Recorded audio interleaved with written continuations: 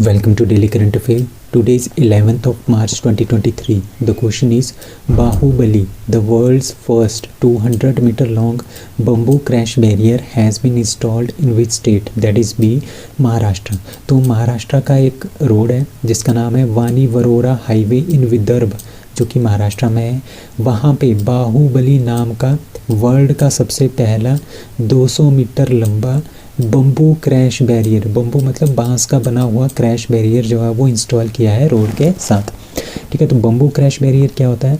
ये रोड है, रोड के साथ जो ये क्रैश बैरियर जैसा लगा होता है ना, ताकि गाड़ियाँ यहाँ से टकरा के अगर एक्सीडेंट हो तो नीचे ना जाए, नीचे खाइयों में ना जाए. ठीक है, ज़्यादा बुरा एक्सीडेंट ना हो. तो इसके लिए क्या इम्प्लीमेंट किया होता है? इस तरह का ये क्रैश बैरियर जो है इम्प्लीमेंट किया जाता है.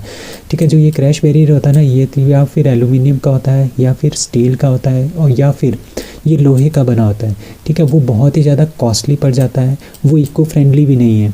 ठीक है, तो उसकी जगह पे हमने क्या यूज़ किया है? उसकी जगह पे हमने बम्बू के ट्री, बम्बू जो बांस के पेड़ होते हैं उसका जो हमने ये बैरियर जो है वो बनाया है, जो कि इको फ्रेंडली भी है, कॉस्ट इफेक्टिव भी है, लेस कॉस्टली भी है और ये प्रोटेक्शन भी देगा एक्सीडेंट से. ठीक है, तो ये कहाँ पे बनाया है? वानी वरोरा हाईवे जो विदर्भ में है, महाराष्ट्र में है, वहाँ पे इसको बनाया गया है. ठीक है, और हाइयर रिसाइकल, और इनकी क्या होती है? हाइयर रिसाइकल वैल्यूज़ होती हैं. हम इसको फिर से किसी और काम में भी लगा सकते हैं. ठीक है, बम्बूसा बाल्कोआ, bamboo is treated with creosote oil. ठीक है, creosote oil and coated with recycled high density polyethylene से इसको क्या किया जाता है? पेंट किया जाता है, ताकि इसमें क्या हो, पानी का इफेक्ट ज़्यादा ना हो. ठीक है, और जो क्लाइमेट के इफ़ेक्ट होते हैं, हीट का इफेक्ट होता है, पानी का इफेक्ट होता है, मॉइस्चर का इफेक्ट होता है, उसको कम से कम किया जा सके, इसके लिए इसको कोटेड, इसमें इसके ऊपर कोटिंग की जाती है सेरेसोइट ऑयल की और रिसाइकल्ड हाई डेंसिटी पॉलीइथाइलिन की. ठीक है, तो ये कॉस्ट इफेक्टिव है, लेस कॉस्टली है, इन्वायरमेंट फ्रेंडली भी है. ठीक है, और इस तरह से हम क्या कर सकते हैं? अपनी टेक्नोलॉजी से हम अपनी क्रैश बैरियर बना सकते हैं. ठीक है, जो कि आत्मनिर्भर भारत की ओर हमारा एक और कदम होगा. So which country has propose to create international big cat alliance? ठीक है, बिग कैट कौन सी होती है? लायंस, टाइगर, चीता. ठीक है, उनको बचाने के लिए एक इंटरनेशनल बिग कैट अलायंस जो है वो बनाने का प्रपोजल किसने दिया है? इंडिया ने ये प्रपोजल रखा है. ठीक है, कि हम क्या बनाएंगे? इंटरनेशनल बिग कैट अलायंस बनाएंगे, IBCA. क्यों बनाएंगे? इनको प्रोटेक्ट करने के लिए, क्योंकि इनकी संख्या जो है ना दिन ब दिन क्या हो रही है? कम होती जा रही है.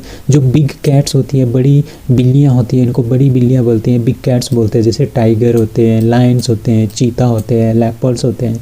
तो ये सारे के सारे इन चीज़ों को बचाने के लिए इंटरनेशनल बिग अलायंस जो है वो तैयार की जाएगी, ये इंडिया ने बोला है. इसके अंदर कितनी होगी? इसके अंदर 97 कंट्रीज़ होंगी और कुछ एक ऑर्गेनाइजेशंस होंगी. ठीक है, जो आपस में मिलके एक तरह से फंड जुटाएंगे, एक तरह के क्या बनाएंगे? रूल्स बनाएंगे, लॉज बनाएंगे. And according to these rules and laws जो ये बिग कैट्स हैं, टाइगर, लायन, चीता, लेपर्ड्स, जो ये सारी चीज़ें होती हैं, इनको बचाया जाएगा, इनको प्रोटेक्ट किया जाएगा. तो इंडिया ने कमिट किया है कि हम $100 मिलियन जो है 5 सालों के लिए देंगे, अगर IBCA जब बनेगा. IBCA मतलब इंटरनेशनल बिग कैट अलायंस जब बनेगी तब हम उनको $100 मिलियन जो है देंगे 5 सालों के लिए. इस तरह से हम एनिमल को प्रोटेक्ट भी कर सकते हैं. ठीक है, जो ये ICBA होगा, इसमें 97 कंट्रीज़ और ऑर्गेनाइजेशन होगी, उनकी एक जनरल असेंबली भी होगी और एक काउंसिल भी होगी जहाँ पे लॉज बनेंगे. Who became the first women officer to command a field workshop? ठीक है, फील्ड वर्कशॉप मतलब कि आपको पता है कि जो हमारे आर्मीज़ होते हैं उसमें क्या होते हैं? उसमें एक इंजीनियरिंग विंग होता है. ठीक है, उनकी अपनी एक फील्ड वर्कशॉप्स होती हैं. ठीक है, उसको कमांड करने वाली पहली वीमेन ऑफिसर कौन बनी है जो कि कमांड करेगी फील्ड वर्कशॉप को, इंजीनियरिंग वाली को? ठीक है, वो है गीता राणा. तो आपने याद रखना है, Geeta Rana of Indian Army Corps of electronics and mechanical Engineers हैं वो. ठीक है, वो इस पर्टिकुलर वर्कशॉप में वो काम करते हैं इलेक्ट्रॉनिक्स एंड मैकेनिकल इंजीनियर्स में. तो गीता राणा को क्या बनाया है? इनका कमांडर बनाया है. इनको ये कमांड करेगी, किसको? फील्ड वर्कशॉप को. किसकी? इलेक्ट्रॉनिक्स एंड मैकेनिकल इंजीनियर की, जो कि इंडियन आर्मी की एक टुकड़ी है. ठीक है, और हम क्या कर रहे हैं, ज़्यादा से ज़्यादा पार्टिसिपेशन हमें चाहिए वीमेंस की इन डिफेंस। तो इसके लिए हम बहुत सारे अपॉइंटमेंट्स जो है वो कर रहे हैं, और जो वीमेंस हैं, वीमेंस की पार्टिसिपेशन को हम इंक्रीज़ कर रहे हैं, और इनको बड़ी बड़ी पोस्टों में जो है हमने लाना है। ये हमारा मेन मोटो है। ठीक है, अभी आपने कुछ न्यूज़ पढ़ी थी, Shailja Dhami first women officer to command a fighter unit in Indian air force, और Shiva Chauhan first women officer to be operationally posted in Siachen. तो ये दोनों भी काफ़ी इंपॉर्टेंट क्वेश्चन है। और ये गीता राणा वाला क्वेश्चन भी काफ़ी इंपॉर्टेंट है कि first women officer to command a field workshop of electronics and mechanical engineers in Indian Army कौन बनी है, that is Geeta Rana. United States hands over NISAR satellites to, that is D, इसका D है, that is ISRO.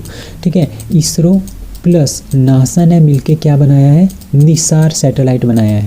ठीक है, निसार एक satellite है जिसका नाम है सिंथेटिक अपर्चर रेडार। ठीक है, एन से नासा, आई से इसरो, एस से आर से सिंथेटिक अपर्चर रेडार। ठीक है, तो इंडियन स्पेस रिसर्च ऑर्गेनाइजेशन ने इसको रिसीव किया है, नासा और इसरो ने जिसको बनाया है दैट इज़ निसार।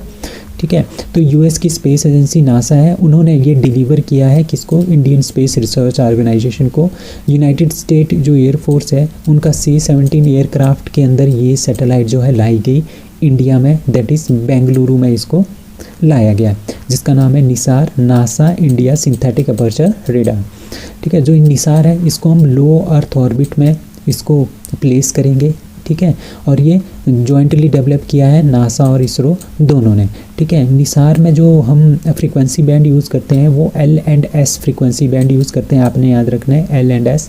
ठीक है, और ये सिंथेटिक अपर्चर रेडार है, और इस रेडार के थ्रू क्या होती है, रेडियो डिटेक्शन एंड रेंजिंग होती है। इसके थ्रू हम एक रेडियो सिग्नल भेजते हैं किसी एक पर्टिकुलर जगह पे। ठीक है, किसी को एनालाइज़ करना हो ना, किसी चीज़ को एनालाइज़ करना, सपोज़ ये चीज़ है, हमने इसको एनालाइज़ करना है। ठीक है, हम यहाँ पे बैठे हैं, हम यहाँ से रेडियो वेव भेजेंगे, इस पर स्ट्राइक करेंगे, इससे ये वापस आएगी। ठीक है, रिफ्लेक्ट होके, तो यहाँ पे हमारे पास रिसीवर होगा, जो ये रिफ्लेक्टेड वेव होगी ना, इसके थ्रू हम जो ये पर्टिकुलर यहाँ पे ऑब्जेक्ट होगा, इसके बारे में सारी की सारी इन्फॉर्मेशन हमें यहाँ पे प्राप्त हो जाएगी, अपने रिसीवर में प्राप्त हो जाएगी। तो ये इसको बोलते हैं रेडार। तो इस तरह की टेक्नोलॉजी होती है। तो सिंथेटिक अपर्चर रेडार है, इसके थ्रू हम देखेंगे एग्रीकल्चर मैपिंग। अगर पूरे के पूरे इंडिया में हमें क्या करना है, एग्रीकल्चर की किसकी ज़मीन कितनी है उसमें भी हम इसका यूज़ कर सकते हैं।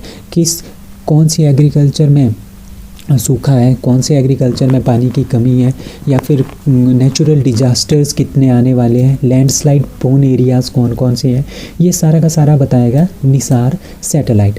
ठीक है, तो इसमें जो मैनेज नेचुरल जो डिजास्टर्स हैं like earthquake, tsunami, volcanic eruption, जैसे बहुत सारा गर्मी हो जाना, पानी की कमी होना, enable faster response time and better risk में असेसमेंट। ठीक है, मतलब कि कब कब ये आ रहे हैं, अर्थक्वेक, सुनामी और वोल्केनिक इरप्शन हमारी इंडिया में कब कब आ रहे हैं। तो ये सारी की सारी चीज़ें जो है वो मैनेज की जाएंगी थ्रू निसार। और एग्रीकल्चर में भी इसका काफ़ी ज़्यादा काम जो है वो काफ़ी ज़्यादा जो है ये सहायता प्रदान करेगा इंडिया को। तो जो ये निसार है ये 2024 में हम इसको लॉन्च करेंगे सतीश धवन स्पेस सेंटर से, जो कि आंध्र प्रदेश में है। और ये नियर पोलर ऑर्बिट, अर्थ का जो नियर पोलर ऑर्बिट है, लो अर्थ ऑर्बिट है, वहाँ पे इसको हम क्या करेंगे, वहाँ के लिए इसको छोड़ेंगे 2024 में। तो निसार किसने बनाया है, इसरो एंड नासा ने मिलके बनाया है। Who has been appointed as the new PM of Qatar. तो कतर के न्यू PM कौन बने हैं, दैट इज़ शेख मोहम्मद। ठीक है, जो कतर के अमीर हैं, जो एक तरह के राजा टाइप होते हैं अमीर, उनका नाम है Sheikh Tamim bin Hamad Al थानी। ठीक है, तो उन्होंने अपॉइंट किया है, जो इनके फॉरेन मिनिस्टर थे उनको इन्होंने अपॉइंट किया है as a prime minister of Qatar, जिनका नाम है शेख मोहम्मद बिन अब्दुल रहमान अल थानी। ठीक है, जो ये इनको क्या बना दिया गया है, प्राइम मिनिस्टर बना दिया गया है, किसका, कतर का। अभी कैपिटल कौन सी है कतर की, दोहा। करेंसी क्या है, कतरी रियाल।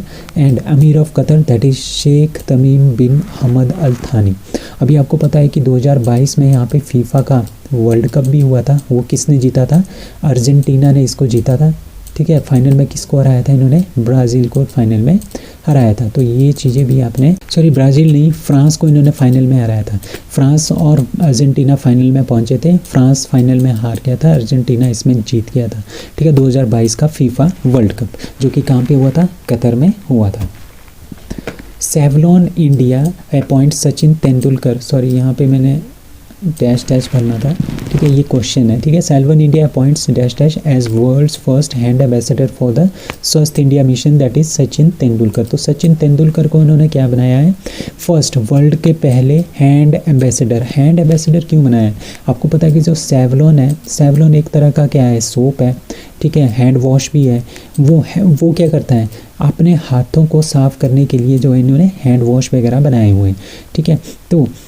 तो हैंड एम्बेसडर मतलब कि ये क्या देंगे, ये एक तरह का लोगों को क्या देंगे, एक तरह का संदेश देंगे कि आपने अपने हाथों को साफ़ रखना है, ठीक है, जिसकी वजह से हमारा हाइजीन सुधर जाएगा, जिसकी वजह से बहुत ज़्यादा बीमारियां जो है, हमारी पेट की जो बीमारियां होती है वो सारी की सारी क्या हो जाएंगी, एलिमिनेट हो जाएंगी, कम हो जाएंगी, ठीक है। जैसे हमारे हाथ होते हैं, हाथ हम हर कहीं लगा देते हैं तो उसमें बैक्टीरियाज या वायरस, जो भी बैक्टीरियाज या जीवाणु कीटाणु जो आ जाते हैं वो हाथों में आ जाते हैं। अगर हम उनको हैंड वॉश ना करें और वैसे ही हम खाना वगैरह खाएं या मुंह में लगाएं तो उसकी वजह से क्या हो सकता है, हमारे जो बैक्टीरियाज कीटाणु है मुंह में चले जाएंगे और पेट में चले जाएंगे और बहुत सारी बीमारियां हो सकती है। तो इसी के लिए सेवलॉन इंडिया ने क्या किया है, एक स्वस्थ इंडिया मिशन के थ्रू इन्होंने क्या किया है, ये अभियान चलाया है कि हमने क्या करना है, अपने हैंड वॉश को, अपने हैंड को प्रॉपरली वॉश करना है by using the Savlon. Savlon क्या है, इनका हैंड वॉश है,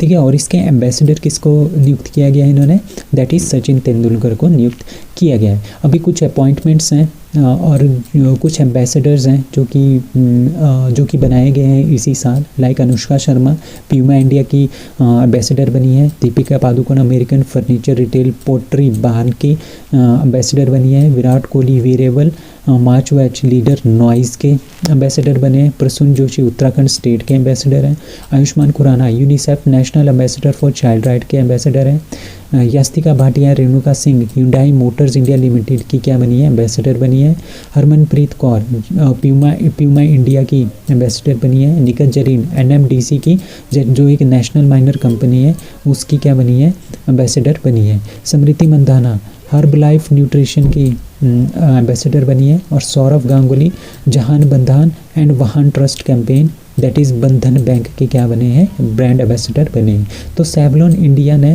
पहला, वर्ल्ड के पहले हैंड एम्बेसडर किसको नियुक्त किया गया है, दैट इज़ सचिन तेंदुलकर को इन्होंने ब्रांड एम्बेसडर बनाया है, किसके लिए, स्वस्थ इंडिया मिशन के लिए। 23rd Commonwealth law conference begins in that is Goa. So Goa में हमारी 23rd कॉमनवेल्थ की जो लॉ कॉन्फ्रेंस है वो स्टार्ट हुई है, ठीक है। इसमें हमारे पास 500 डेलीगेट्स पार्टिसिपेट करेंगे फ्रॉम 52 डिफरेंट कंट्रीज़, ठीक है। कहाँ पे हो रही है, गोवा, आपने याद रखना है गोवा में हो रही है, ठीक है। तो ये पाँच दिन की कॉन्फ्रेंस होगी, 5 से लेके 9 मार्च तक हुई है, ठीक है। तो इसमें union minister for law and justice जो किरण रिजिजू है वो भी वहाँ पे थे, chief minister of Goa that is doctor Pramod Sawant भी वहाँ पे थे, ठीक है। गोवा के गवर्नर PS श्रीधरन पिल्लई भी वहीं पे थे। अभी बात करेंगे 22nd कॉमनवेल्थ गेम्स की, ठीक है, जो कि 2022 में हुई थी बर्मिंघम इंग्लैंड में।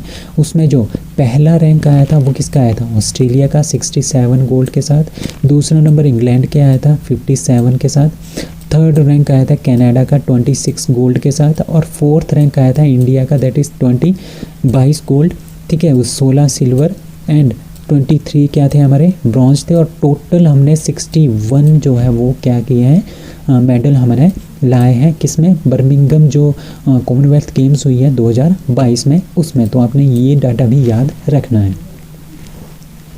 वो won 2023 laureate of the Pritzker architecture prize, ठीक है। जो ये प्रिट्जर अवार्ड होता है ना, ये होता है आर्किटेक्चर के लिए ये अवार्ड दिया जाता है। इसको हम आर्किटेक्चर का नोबल प्राइज़ भी बोलते हैं, ठीक है। मतलब कि सबसे बड़ा आर्किटेक्चर में जो सबसे बड़ा अवार्ड होता है इंटरनेशनली उसका नाम है प्रिट्जर अवार्ड, ठीक है।